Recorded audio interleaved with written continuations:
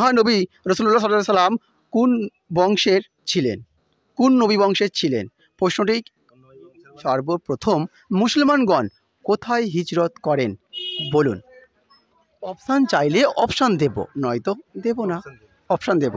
আসসালামু আলাইকুম রহমতুল্লাহি বারাকাতু। আবারও নিত্যদিনের মতন আপনাদের মাঝে ইসলামিক কুইজ নিয়ে আমরা হাজির হয়ে গেছি। এখন যেখানে দাঁড়িয়ে আছি ছোট গাববেড়িয়া পোলপাড়া। আর এই ছোট গাববেড়িয়ায় পোলপাড়ায় আসার সাথে সাথে আমার যে এই দুটো দাদাকে দেখতেই পাচ্ছ বন্ধুরা, এই দুটো দাদা কিন্তু আমার সাথে খেলবে আজকের কুইজ। আর এই কুইজ যে ব্যক্তি এক ব্যক্তি পাঁচটা প্রশ্নের সঠিক জবাব দিতে পারলে আলোর পথ ইসলামের তরফ থেকে থাকবে তার জন্য ফাটাফাটি পুরস্কার। তো দেখা যাক এনাদের কাছ থেকে সেই উত্তরগুলি আমরা পাই কি না। পাঁচটি প্রশ্ন করব, আর এই পাঁচটি প্রশ্নের যদি সঠিক জবাব দেয় তারপরে কিন্তু ওরা কিন্তু পেয়ে যাবে আলোর পথ ইসলামের তরফ থেকে সেই ফাটাফাটি গিফটটা। তার আগে এনাদের পরিচয়, তারপরে ছুড়ে দেবো প্রথম প্রশ্ন। সালাম আলাইকুম। ওয়ালাইকুম আসসালাম। আমার নাম শেখ নাসরাত আলী, বাড়ি এখানে। শেখ আজহারউদ্দিন, বাড়ি হাকলা। তো বন্ধুরা দেখতেই পাচ্ছ এনাদের দুজনের সঙ্গে কিন্তু আমাদের পরিচয় হয়ে গেল। এনারা দুজনেই কিন্তু খেলবে আজকের প্রথম প্রশ্ন। আর এই প্রথম প্রশ্ন কিন্তু আপনার জন্য অবশ্যই কিন্তু মন দিয়ে শুনবেন। আপনার জন্য প্রথম প্রশ্ন, সর্বপ্রথম মুসলমানগণ কোথায় হিজরত করেন? সর্বপ্রথম মুসলমানগণ কোথায় হিজরত করেন বলুন।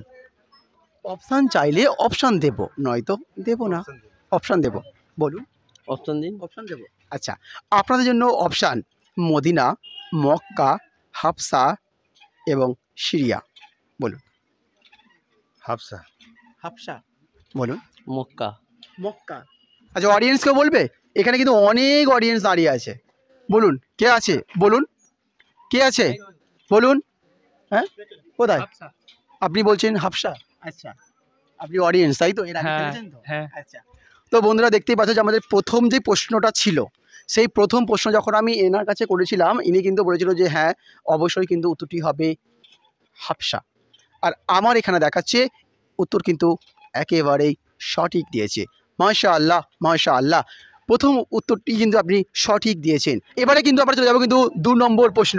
আর এই 2 নম্বর প্রশ্নটি আপনি কিন্তু মন দিয়ে শুনবেন। কোন হাদিস গ্রন্থে সকল হাদিস সহি?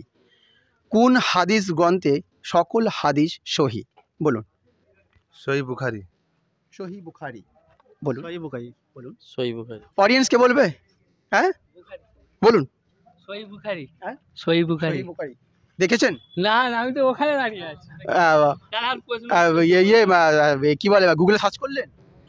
দেখেনি তো বন্ধুরা দেখতেই পাচ্ছ যে মানে আমার 2 নম্বর যে প্রশ্ন ছিল, আর সেই 2 নম্বর প্রশ্নও কিন্তু একদম সঠিক জবাব পেয়েছি।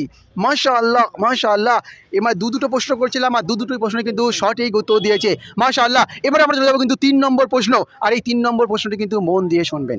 3 নম্বর প্রশ্ন হচ্ছে, কোন সূরার নামকরণ পিঁপড়ের নামে করা হয়েছে? কোন সূরার নামকরণ পিঁপড়ের নামে করা হয়েছে? বলুন। সূরা আনকাবুত। আনকাবুত। আচ্ছা বলুন। অপশন দিন। অপশন নেই। সূরা আনকাবুত। যেইটাই অপশন থাকবে সেটাই অপশন দেবো, যেটাই অপশন থাকবে না সেটা অপশন দেবো না। আচ্ছা বলুন। আর কি অডিয়েন্স কে আছে? অডিয়েন্স কে আছে বলুন। সূরা আন-নামল মানে আনকাবুত মানে পিঁপড়ের। হ্যাঁ, আন-নামল আনকাবুত মানে পিঁপড়ের নাম। আচ্ছা কোন নাম, ভালো করে বলুন। নাম, সূরার নামটা কি? সূরা আন-নামল। নামাল, সূরা নামাল, তাই তো? আচ্ছা বন্ধু দেখতেই পাচ্ছ যে আমাদের যে মানে 3 নম্বর প্রশ্ন ছিল কোন সূরা পিঁপড়ের নামে নামকরণ করা হয়েছে, ইনি বলছে যে সূরায়ে নামাল। এবং সমস্ত অডিয়েন্সের কাছে গেছিলাম, তারা কিন্তু বলছে আমরা জানি না। আর এনার উত্তর কিন্তু একেবারে সঠিক হয়েছে।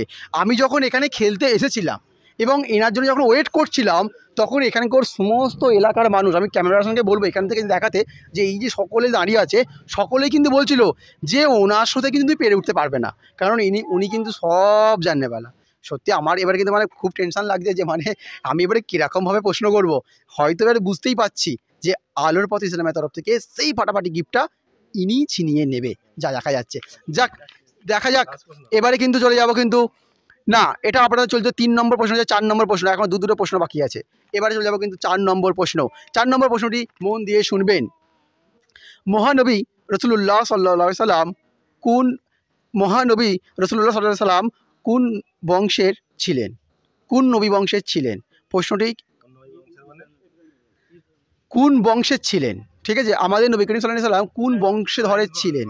ঠিক আছে, আপনার জন্য অপশান, হ্যাঁ হ্যাঁ আপনি অপশন দিন। আচ্ছা, আপনার জন্য অপশান ইব্রাহিম আলাইহিস সালাম তু আসসালাম, ইসমাইল আলাইহিস সালাম তু আসসালাম, লুত আলাইহিস সালাম তু আসসালাম। বলুন এই তিনটেই। হ্যাঁ, ইব্রাহিম আলাইহিস সালাম। ইব্রাহিম আলাইহিস সালাম তু আসসালাম। ইব্রাহিম আলাইহিস সালাম ওনারই বংশপতি। আচ্ছা বলুন। ইব্রাহিম আলাইহিস সালাম। চেঞ্জ করবেন না? না। এই এনার শুনে বলছেন তো? না না না নিজে থেকে বলছেন? তো বন্ধুরা দেখতে আপনি বলবেন? আচ্ছা, আপনি বলছেন ইব্রাহিম সালাম তু আসসালাম, তাই তো? আচ্ছা, আর আপনিও বলেছেন মানে ইব্রাহিম সালাম তু আসসালাম, তাই তো? আর কেউ কি চেঞ্জ করবেন? চেঞ্জ করার কোনো ব্যাপার নেই, তাই তো?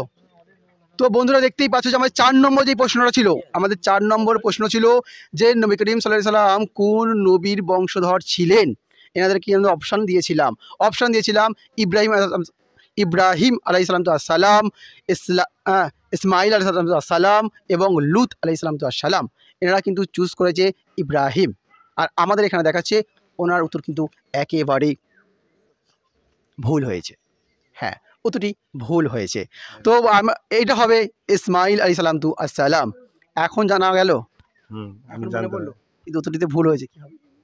ভুল হয়েছে, এর সংশোধন করে দিলাম। তো ওদের দেখতেই পাচ্ছ মানে এনার কাছ থেকে কিন্তু সঠিক উত্তর পাওয়ার জন্য কিন্তু আশা করেছিলাম, কিন্তু না, 4 নম্বর প্রশ্নটা কিন্তু ভুল উত্তর দিয়েছে। এবারে চলে যাব কিন্তু 5 নম্বর প্রশ্ন। কোন নামাজ পড়লে একটা হজ একটা ওমরার সব পাওয়া যায়? কোন নামাজ পড়লে একটা হজ একটা ওমরার সব পাওয়া যায়? বলুন। অপশন দিন। না, অপশন নেই। সকালে ইশরাকের নামাজ ফজর। ইশরাকের নামাজ বলুন। হ্যাঁ জানা নেই। আচ্ছা, আর কি হাত তুলেছিল? কেউ বলবে? কেউ বলবে? না, কেউ বলবে না। তো বন্ধুরা দেখতেই পাচ্ছ যে আমার 4 নম্বর, এই 5 নম্বর যে প্রশ্ন ছিল একদম শেষ প্রশ্ন, আর 4 নম্বর প্রশ্ন, এই 5 নম্বর প্রশ্ন বলেই কিন্তু আমাদের ভিডিও শেষ। আর এই 5 নম্বর প্রশ্ন মানে 1 থেকে 5 নম্বর পর্যন্ত যে ব্যক্তি, এক ব্যক্তি 5টা প্রশ্নের উত্তর সঠিক উত্তর দিতে পারে তার জন্যই থাকে কিন্তু মানে আমাদের ফাটাফাটি পুরস্কার। কিন্তু এখানে যে 5টা প্রশ্ন করেছিলাম তার মধ্যে থেকে 4টেই কিন্তু সঠিক উত্তর দিয়েছে, কিন্তু একটি দিতে পারিনি। হ্যাঁ, 5 নম্বর যে প্রশ্নটা আমরা করেছিলাম যে কোন নামাজ পড়লে একটা হজ একটা ওমরা করার সওয়াব পাওয়া যায়, এই উত্তরও কিন্তু সঠিক এসেছে, অবশ্যই কিন্তু ইশরাকের নামাজ। মাশাআল্লাহ, আপনার উত্তরটি সঠিক হয়েছে। কিন্তু দুঃখের সঙ্গে জানাতে হচ্ছে যে আপনার হাতে কিন্তু আমরা সেই ফাটাফাটি গিফটটা তুলে দিতে পারছি না। তো বন্ধুরা এনাদের সকলের জন্য রইল, যারা যারা খেলেছে এবং অডিয়েন্স যারা মানে উত্তর দিয়েছে ওদের সকলের জন্য রইল সান্ত্বনা পুরস্কার। ভালো থাকবেন, সুস্থ থাকবেন, পরবর্তী ভিডিও পেতে। আসসালামু আলাইকুম রহমতুল্লাহি ওয়া বারাকাতুহু।